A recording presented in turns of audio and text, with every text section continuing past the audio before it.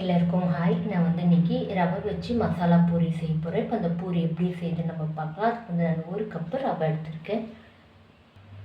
இப்போ நான் இந்த ரவையை மிக்ஸி ஜாரில் சேர்த்துக்கிறேன். அரைச்சி எடுத்துக்கலாம் நம்ம. அவ்வளோதான். இப்போ நான் அரைச்சிட்டேன். பவுலில் சேர்த்துக்கலாம். 1/4 டீஸ்பூன் மஞ்சள் தூள் சேர்க்குறேன். 1/2 டீஸ்பூன் சீரகத்தூள் சேர்க்குறேன். 1/2 டீஸ்பூன் கரம் மசாலா, 1/2 டீஸ்பூன் மிளகாய்த்தூள், 1/2 டீஸ்பூன் தனியாத்தூள், 1/2 டீஸ்பூன் மிளகுத்தூள், 1/4 டீஸ்பூன் பூண்டு பேஸ்ட் சேர்க்குறேன். ஒரு பச்சை மிளகாய் கட் பண்ணி வச்சுருக்கேன், சேர்த்துக்கிறேன். 1/4 டீஸ்பூன் உப்பு சேர்க்குறேன். கொஞ்சமாக கொத்தமல்லி கட் பண்ணி வச்சுருக்கேன், சேர்த்துக்கிறேன். இப்போ கை போட்டு ஒரு வாட்டி நல்லா நம்ம மிக்ஸ் பண்ணி விடலாம்.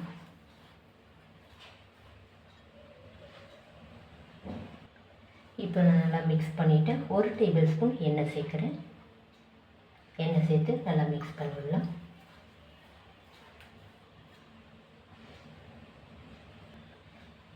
இப்போ நான் இந்த அளவுக்கு நல்லா மிக்ஸ் பண்ணிவிட்டு நம்ம தண்ணி சேர்த்துக்கலாம்.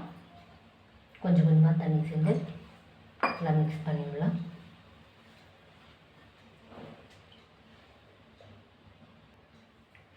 இப்போ நான் தண்ணி சேர்த்து நல்லா இந்த அளவுக்கு நான் மிக்ஸ் பண்ணியிருக்கேன். இப்போ ஒரு மூடி போட்டு 15 நிமிஷம் இருக்கட்டும்.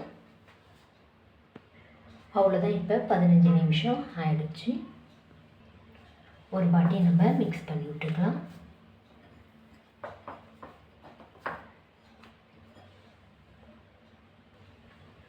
இப்போ நம்ம கொஞ்சமாக எடுத்துக்கலாம்.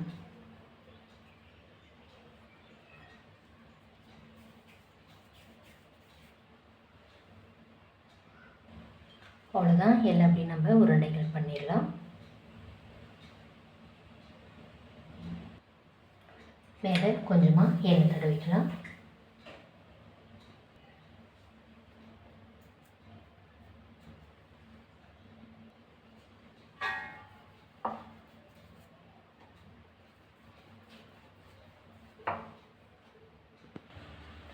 அவ்வளோதான். எல்லாம் நம்ம இப்படி ஊற்றிடலாம்.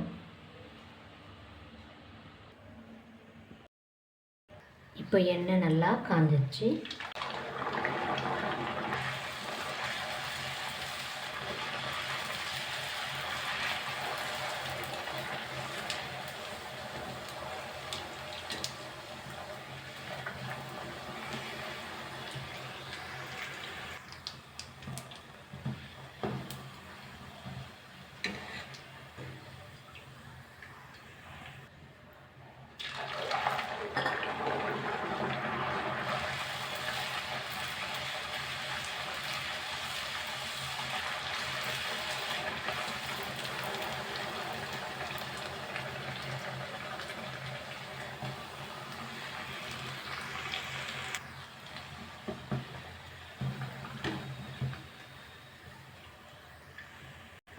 அவ்வளோதான். இந்த வீடியோ உங்களுக்கு பிடிச்சா லைக் பண்ணுங்கள், கமெண்ட் பண்ணுங்கள், சப்ஸ்கிரைப் பண்ணுங்கள். தேங்க்யூ.